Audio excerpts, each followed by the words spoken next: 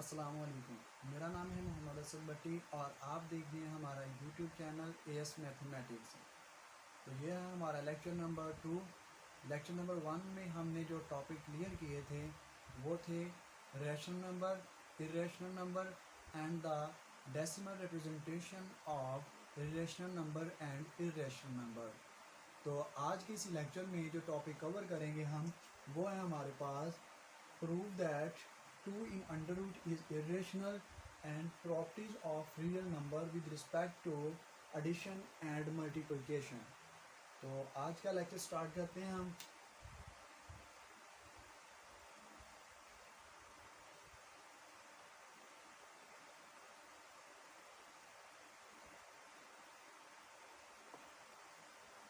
देखिए हमने प्रूव करना है कि prove 2 in under root is irrational।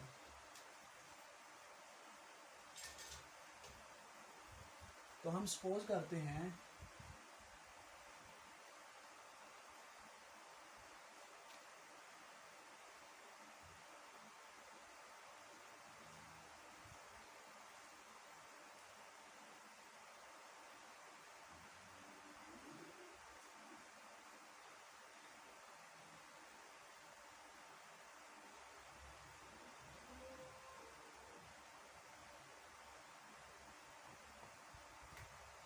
उसने कहा है कि prove 2 in under root is irrational।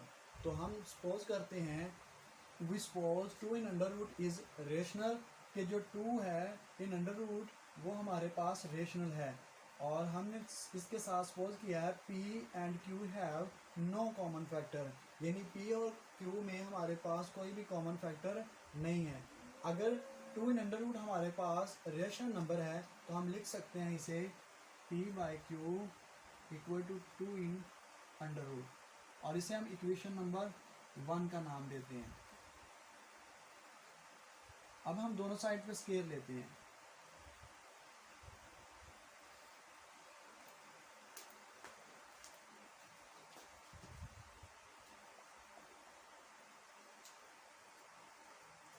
जब हम दोनों साइड पे स्केयर लेंगे तो हमारे पास ये फॉर्म बनेगी और इसे हम लिख सकते हैं P square equal to 2Q square. तो अगर हम देखें P जो है वो 2 का मल्टीपल है तो हम इसे लिखेंगे P square is multiple of 2। जब P स्केयर मल्टीपल 2 है तो हम इसे कह सकते हैं P is also multiple of 2। तो हम सपोज करते हैं P इक्वल टू है हमारे पास 2m। तो इस P की वैल्यू को हम इक्वेशन नंबर 2 में पुट करते हैं। इस इक्वेशन को इक्वेशन नंबर 2 का नाम देंगे। तो P की वैल्यू जब इसमें पुट करेंगे तो हमारे पास आएगा 2m square equal to 2Q square. तो इसे जब सिंप्लीफाई करेंगे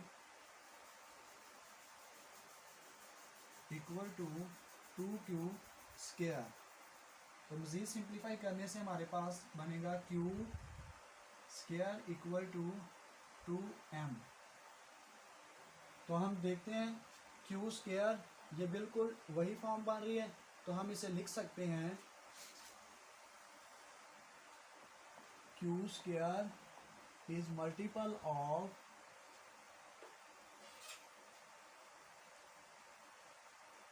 2 and Q is also multiple of 2। तो हम सपोज करते हैं Q इक्वल टू हमारे पास है 2m। अब हमारे पास P की वैल्यू भी आ गई है और Q की वैल्यू भी, तो हम P और Q की वैल्यू को इक्वेशन नंबर 1 में पुट करेंगे।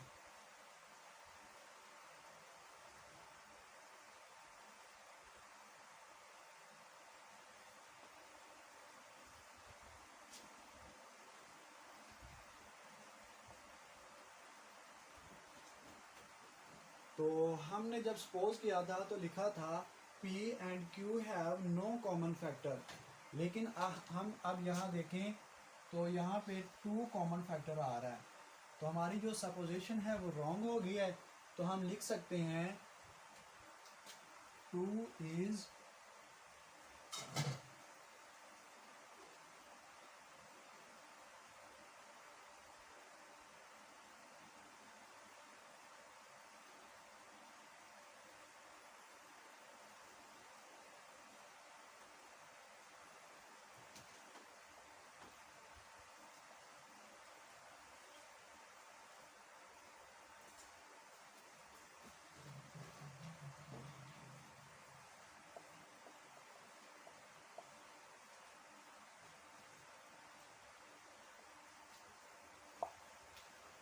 तो हम इसे लिख सकते हैं 2 is common factor, so our supposition is wrong in 2 in under root is irrational.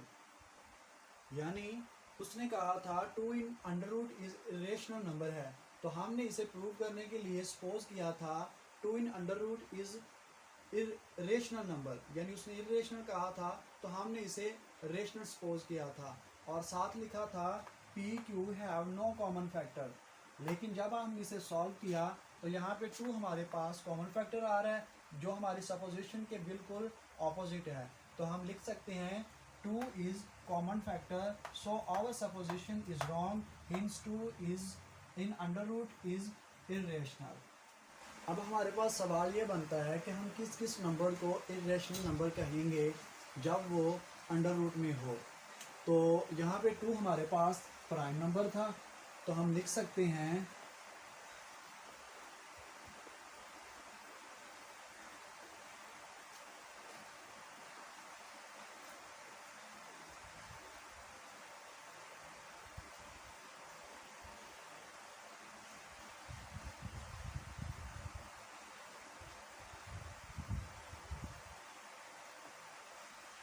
यानी if n is prime number, यानी कि अगर n की जगह पर हमारे पास कोई भी एक प्राइम नंबर हो तो हम कहेंगे n in under root is irrational of real number with respect to addition.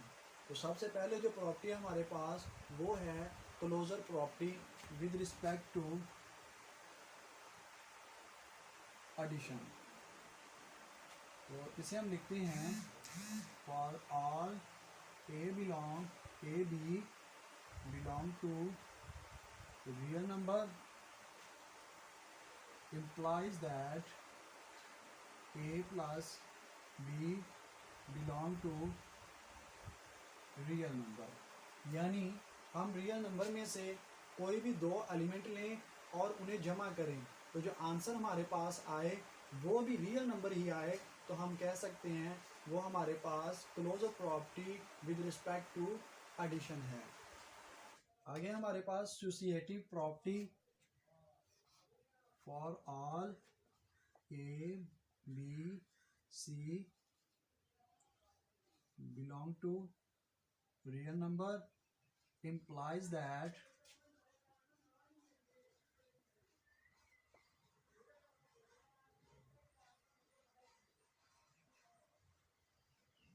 यानी हम रियल नंबर में से कोई 3 एलिमेंट लें और b प्लस सी करें पहले और उसमें बाद में a जमा कर दें, या a प्लस b करें और बाद में c जमा करें, तो आंसर दोनों के हमारे पास सेम आए तो हम कह सकते हैं ये हमारे पास associative with respect to addition.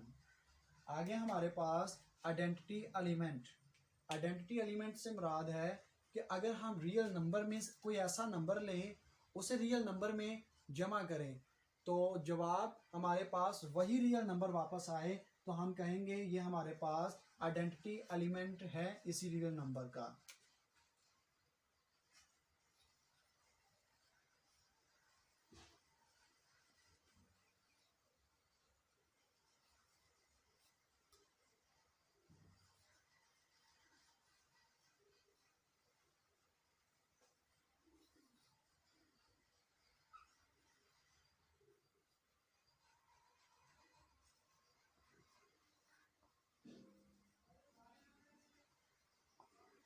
यानी हमने आइडेंटिटी एलिमेंट के तौर पर 0 को लिया और उसे रियल नंबर a के साथ जमा किया। तो इसे हम कहेंगे 0 हमारे पास ए का आइडेंटिटी एलिमेंट है। आगे हमारे पास इनवर्स एलिमेंट।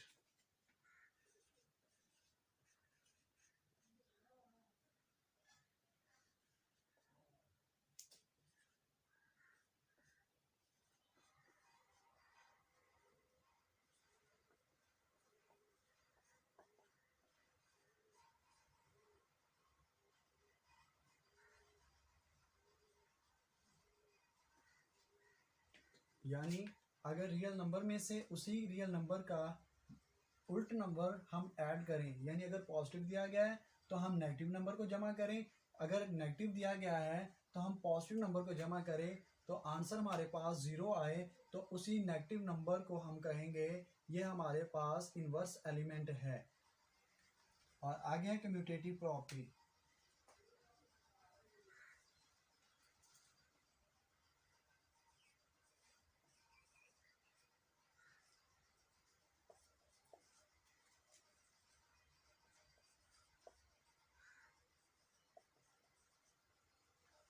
यानी अगर ए और बी कोई दो एलिमेंट हैं जो रियल नंबर में से हैं, अगर हम ए जमा बी करें या बी जमा ए करें तो दोनों के आंसर हमारे पास इक्वल आए, तो हम कहते हैं ये commutative property with respect to addition है। अब हम करते हैं properties of real number with respect to multiplication.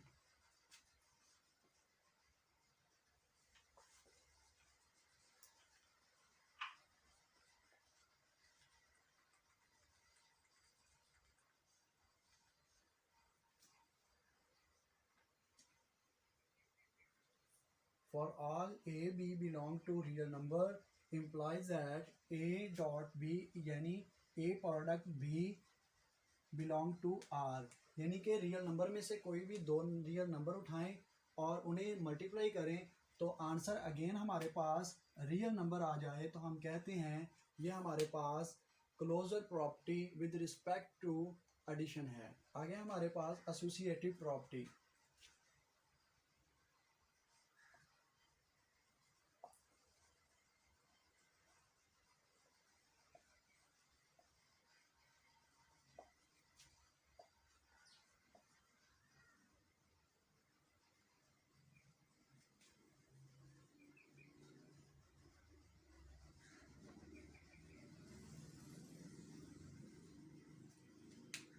For all a b c belong to real number implies that, यानी अगर हम पहले a b को मल्टीप्लाई करें और बाद में c को मल्टीप्लाई करें, या पहले b c को मल्टीप्लाई करें और बाद में a को मल्टीप्लाई करें तो आंसर सेम आ जाए, तो हम कहते हैं ये हमारे पास associative property with respect to multiplication है।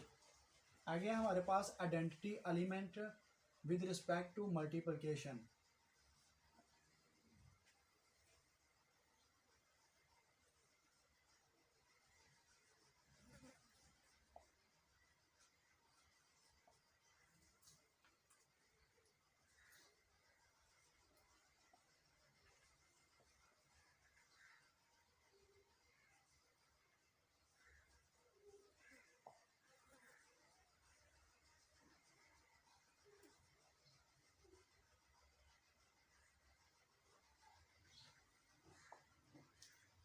यानी अगर किसी रियल नंबर को हम सेट ऑफ रियल नंबर में ही से किसी एक नंबर के साथ मल्टीप्लाई करें तो आंसर हमारे पास अगेन वही रियल नंबर वापस आ जाए, तो हम कहते हैं ये हमारे पास आइडेंटिटी एलिमेंट है इसी रियल नंबर का।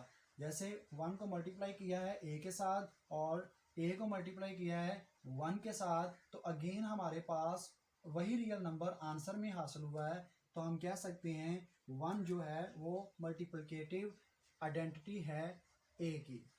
आगे हमारे पास इनवर्स एलिमेंट।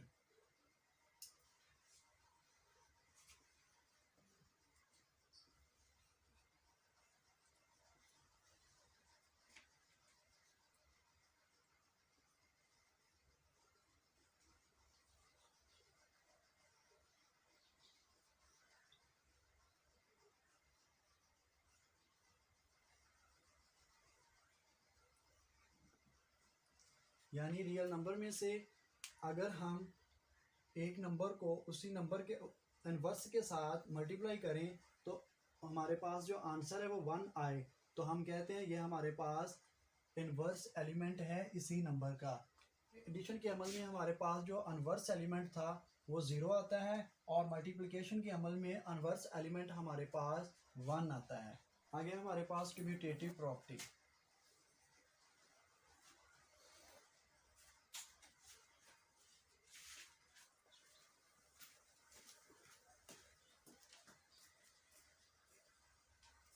यानी अगर हमारे पास दो रियल नंबर हों, यानी कि सेट ऑफ रियल नंबर में से दो एलिमेंट लें, और चाहे पहले एलिमेंट को पहले दूसरे के साथ मल्टीप्लाई करें या दूसरे को पहले मल्टीप्लाई करें, तो आंसर हमारे पास सेम आ जाए, तो हम कहते हैं ये हमारे पास commutative property with respect to multiplication.